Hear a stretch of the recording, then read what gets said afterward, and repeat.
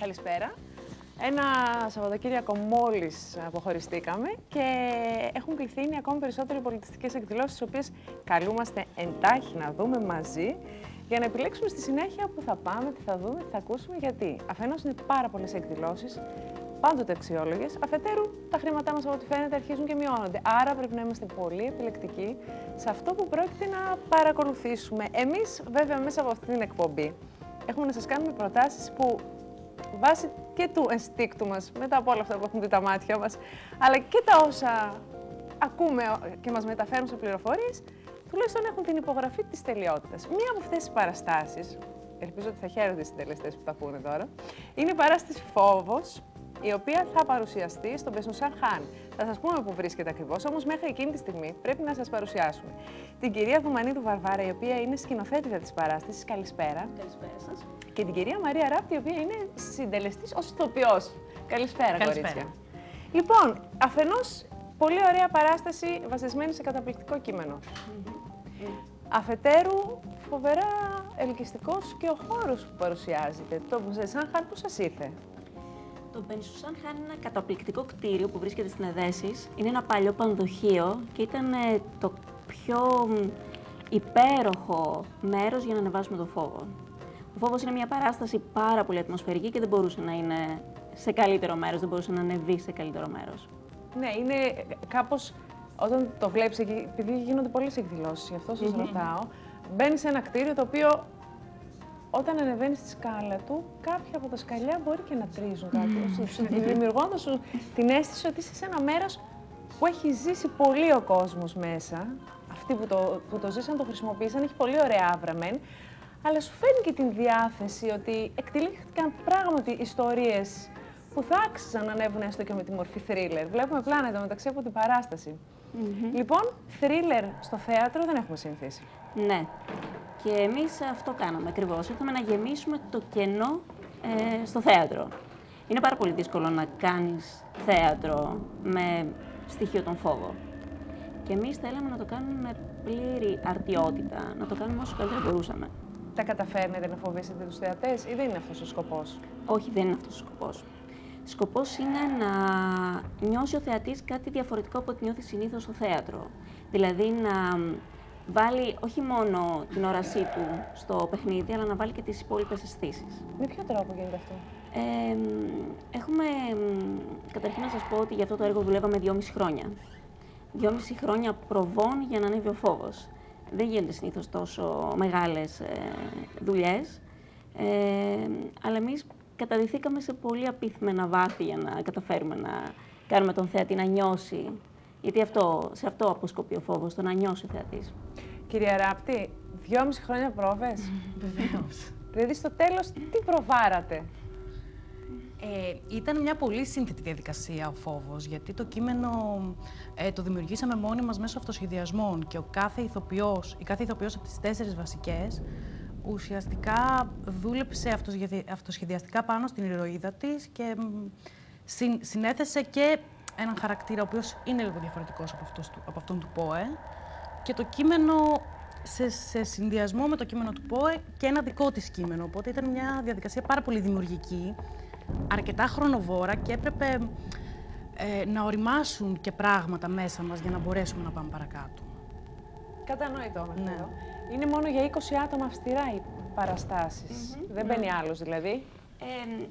Λόγω της μεγάλης ζήτησης έχουμε κάνει λίγο πίσω σε αυτό. Έχουμε βάλει περισσότερα άτομα Στα πλέον. 25 ας πούμε. Ναι, 25, 28 κάπου εκεί. Αλλά δεν χαλάει δεν χάνει κάτι από την ποιότητά του το έργο. Απλά δεν μπορεί να γίνει με περισσότερο αριθμό θεατών, γιατί πρέπει να υπάρχει μια ατμόσφαιρα. Γιατί οι θεατές ξεναγούνται σε 4 διαφορετικά δωμάτια. Χωρίζονται σε 4 ομάδες. Η κάθε ομάδα έχει έναν οδηγό φύλακα.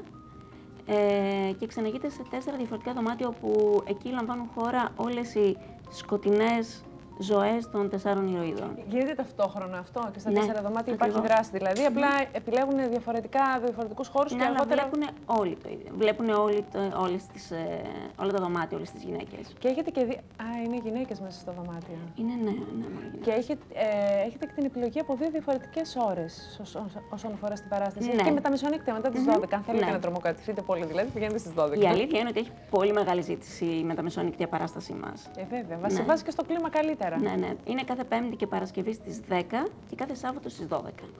Συνήθως τι ώρα έρχονται το βράδυ, μετά τις 12. Τους αρέσει πολύ.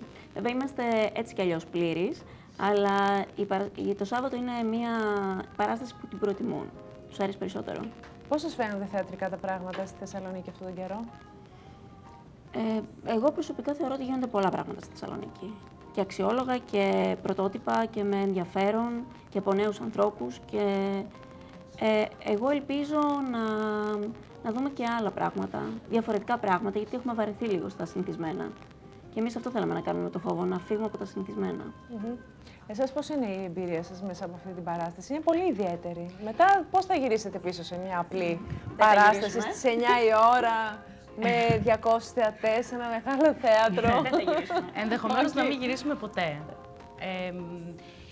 Είναι πολύ ιδιαίτερη η εμπειρία για έναν ηθοποιό και το γεγονός ότι είναι πολύ κοντά με το κοινό, γιατί είναι στο δωμάτιο του, σε πολύ κοντινή απόσταση. Χωρίζει ένα μέτρο και μερικές φορές ούτε ένα μέτρο. Μερικές φορές το εκδενίζουμε κιόλας, δηλαδή πηγαίνουμε πάρα πολύ κοντά στο θεατή. Και δεν κάθονται κιόλας, είναι όρθιοι, έτσι. Σε μερικά κάθονται δωμάτια και Φροντίσαμε για να μην κουράζονται πάρα πολύ θεατές, στα 2 δωμάτια να κάθονται και στα 2 να είναι όρθιοι. Μάλιστα. Πόση ώρα είναι η παράσταση?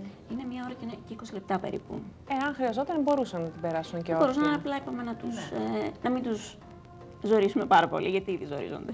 Μιλάνε την ώρα της παράστασης, ψιθυρίζουν, συζητάνε? Καθόλου. Είναι εντυπωσιακό.